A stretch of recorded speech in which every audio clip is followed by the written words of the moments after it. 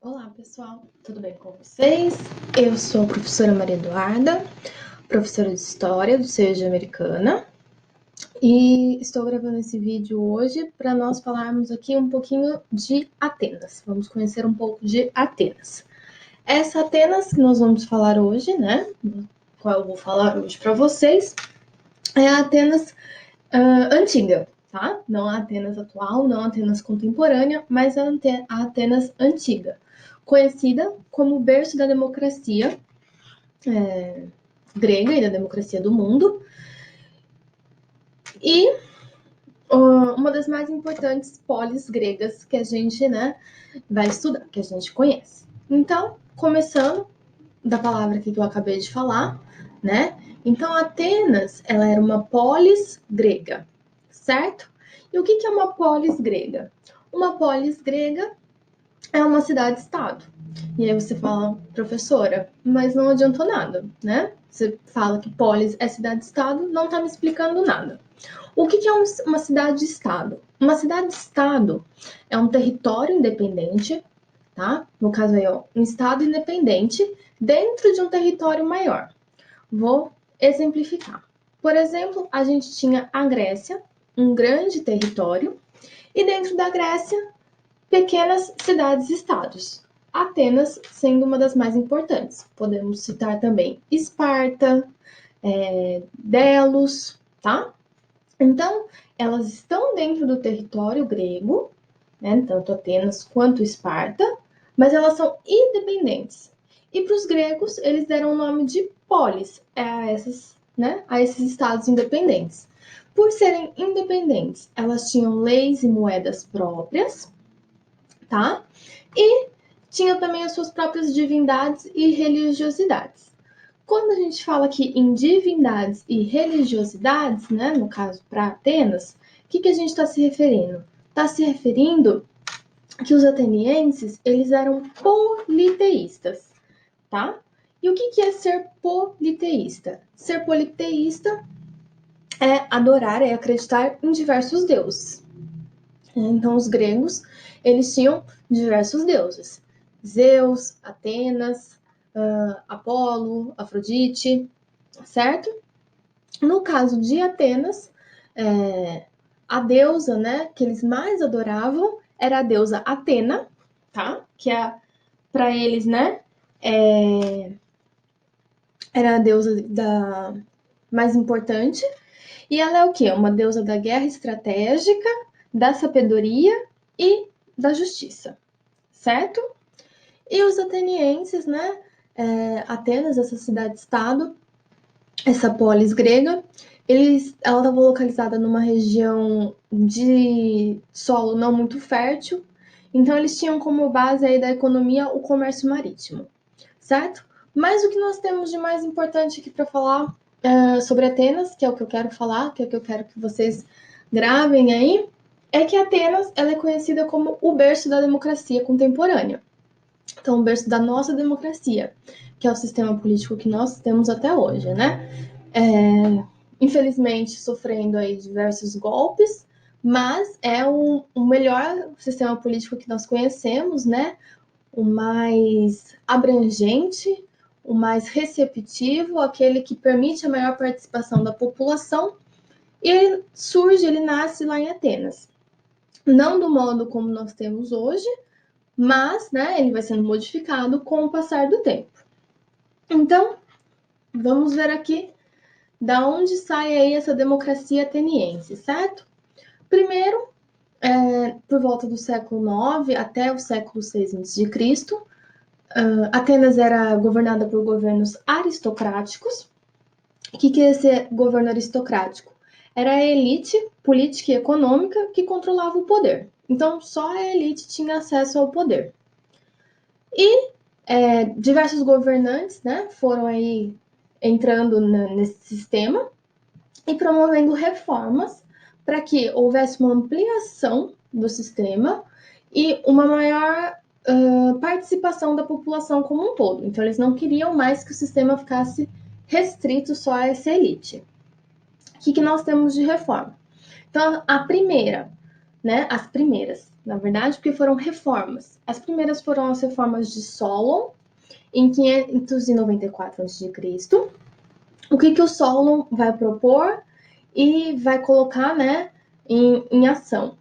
A abolição da escravidão por dívidas. Então, até esse momento, a pessoa poderia se tornar escrava se ela não conseguisse pagar a sua dívida. Então, qualquer pessoa poderia se tornar escravo. Então, um ateniense poderia ser escravo porque ele não conseguiu pagar as suas dívidas. A partir desse momento, se acaba a escravidão por dívidas.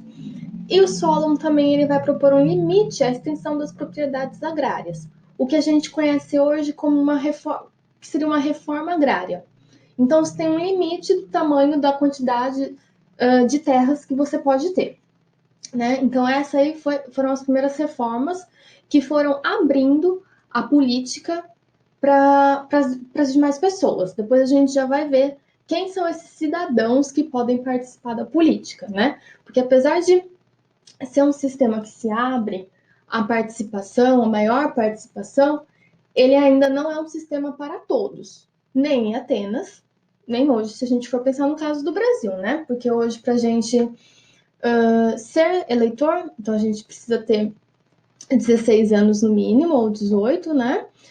A gente precisa ser brasileiro, nascido ou naturalizado brasileiro, precisa ter um título de eleitor, dependendo do cargo para o qual você vai se candidatar, há certas exigências, como idade e tudo mais. Então, a democracia, ela é o governo de todos, mas esse todos aí tem certos porém, né? Porém, não é de todos, tá? Mas sim, claro, ela é muito melhor do que um governo autoritário, do que uma ditadura, do que uma monarquia absolutista. Então, depois do Solon, nós temos desculpa. Nós temos o Clístenes, em 510 a.C., né? E ele vai propor a participação dos cidadãos na política. Então, todos os cidadãos atenienses vão poder participar da vida política, e independente do critério de renda. Então, não é mais uma política censitária. O que é uma política censitária? Uma política censitária é eu falar que as pessoas só podem votar se elas tiverem uma quantidade de dinheiro. Então, por exemplo, você só pode ser eleitor se você tiver 10 reais. Bom, aí eu posso falar que várias pessoas podem ser eleitoras, porque eu estou colocando, né, um valor ok. Agora, eu posso falar que você só pode votar se você tiver 1 milhão de reais. E aí eu estou fechando quem participa da política. Porque quem tem 1 milhão de reais, né? Vamos pensar aqui no nosso país, no momento atual. Então, o Clístenes, ele derruba, né, essa questão censitária. Você não precisa mais comprovar renda, né? Não existe mais o critério de renda para que você possa participar da política ateniense. E, por fim, a gente vai ter o Péricles, que vão ser as reformas aí que vão fechar, né, essas reformas da democracia ateniense e vão estabelecer a democracia ateniense como a gente conhece até hoje, aquilo que se passou para a história, aquilo que a gente tem conhecimento até hoje. Então, o Péricles, em 451, ele definiu quem seriam esses cidadãos com direito à participação na política, né? Então, ficou decidido quem são os cidadãos que podem participar da vida política. E quem são os cidadãos que podem participar da vida política?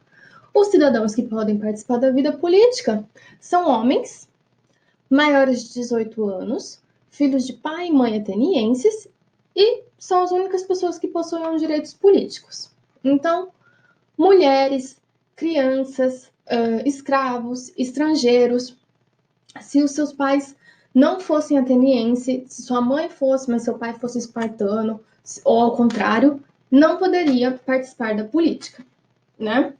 Então, por isso que a gente fala que a democracia, ela é um sistema político de todos, mas esse todos aí, ele tem alguns critérios, né? Então, para você ser um cidadão ateniense com direitos políticos plenos, o que você precisa ter? O que você precisa ser? Você precisa ser homem, maior de 18 anos, filho de pai e mãe ateniense, tá? Então, esses são os cidadãos. Essas são as pessoas que vão lá participar da política na Poli Atenienses, que vão debater a política, que vão decidir os rumos de Atenas, certo? Quais são os outros grupos sociais aí presentes em Atenas, além dos cidadãos? Nós temos os escravos, né? Lembrando, então, que nesse momento o escravo ele não é mais o ateniense que tinha dívidas, porque o Solon, né, ele aboliu essa escravidão por dívidas. Então, o escravo, nesse momento, é um estrangeiro prisioneiro de guerra, certo? Então, só vai ser escravo quem for prisioneiro e quem for estrangeiro, desculpa, e que for prisioneiro de guerra. Então, atenienses não são mais escravos, e aí eles também não têm direitos políticos. E tem esse outro grupo social, que são os metecos. Por quê? Porque você pode ser estrangeiro, prisioneiro de guerra, e você vai ser escravo, ou você pode ser estrangeiro livre, né? Você não precisa ser necessariamente um prisioneiro. Se você é um estrangeiro livre, você pode exercer diversas atividades na cidade, comércio, educação, tudo mais, só que você também não possui direitos políticos, tá? Lembrando que o cidadão em Atenas que possui direito político é só o homem maior de 18 anos, filho de pai e mãe ateniense, certo? Mulheres, então, estão excluídas e aí vai depender muito. Se essa mulher nasceu, se ela vem de uma família rica, de uma família abastada, ela vai receber uma educação que vai prepará-la para o casamento. Então, ela vai receber uma educação onde ela vai aprender a cantar, a tocar algum instrumento musical, a fazer uma obra de arte, né? Pintar, bordar e cuidar da casa, né? Então, se ela vem de uma família rica, ela vai ser preparada aí para o casamento. Se ela não vem de uma família abastada, ela vai fazer trabalhos dentro da polis. Então, ela vai participar do comércio, da agricultura, o que for. Mas ela não tem, né, direito político aí. Independente se ela é maior de 18 anos, com filha de pai e mãe ateniense, tá? Então, para ser cidadão, é preciso ser homem, certo? Então, aqui que eu mostrei para vocês é um apanhado geral do que seria aí Atenas, né? Atenas, como eu disse no começo, uma importante polis grega, né? Que a gente estuda até hoje. E conhecida também como o berço da nossa democracia, né? Então é a primeira sociedade, a primeira civilização que vai se preocupar, que vai se movimentar num caminho para aumentar a participação política dos seus cidadãos, tá? Então, nós não temos mais, por exemplo, uma monarquia, não, nem podemos dizer uma monarquia, mas, por exemplo, no Egito Antigo a gente tinha o faraó, né, que era considerado uma divindade, era considerado Deus na Terra, e ele governava o Egito. Então, em Atenas a gente não tem mais isso. Então, a gente não vai ter um rei, a gente não vai ter um imperador, não teremos um ditador, né? Então, a gente tem essa democracia, que é a política de todos, né? Onde todos esses que são considerados cidadãos, eles podem participar ativamente, eles podem dar opinião, eles podem argumentar, eles podem exercer a sua política de fato. É um pouco diferente da nossa política, da nossa democracia atualmente, né? Hoje nossa democracia é mais ampla, então homens e mulheres podem participar, né? Não precisamos ter pai e mãe brasileiros, né? Nós podemos ser nascidos no Brasil ou naturalizados brasileiros, não há essa distinção. E qual que é a diferença? Que a democracia ateniense ela era uma democracia participativa. Então, os cidadãos, eles iam para as praças públicas e eles debatiam e eles faziam política ali em praça pública. A nossa democracia é uma democracia representativa.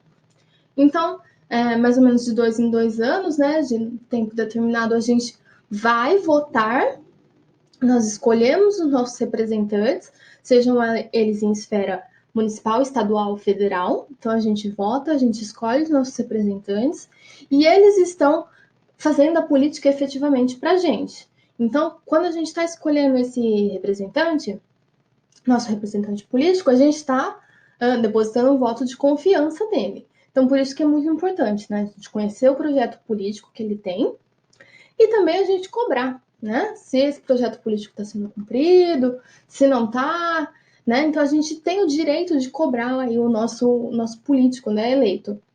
Aí nós temos uma democracia representativa. Nós não estamos, de fato, debatendo política, né? Nós não vamos para a praça pública debater as questões políticas, que nem eles faziam em Atenas, tá? Mas, né, a democracia, ela nasce em Atenas. Ela vai sofrendo modificações com o tempo, certo? Bom, é isso. Espero que tenha ficado claro, que tenha sido bom para vocês conhecerem um pouquinho aí de Atenas, para vocês entenderem um pouco mais. E fiquem em casa, se cuidem, para que possamos nos ver em breve. E é isso. Tchau, tchau e até mais.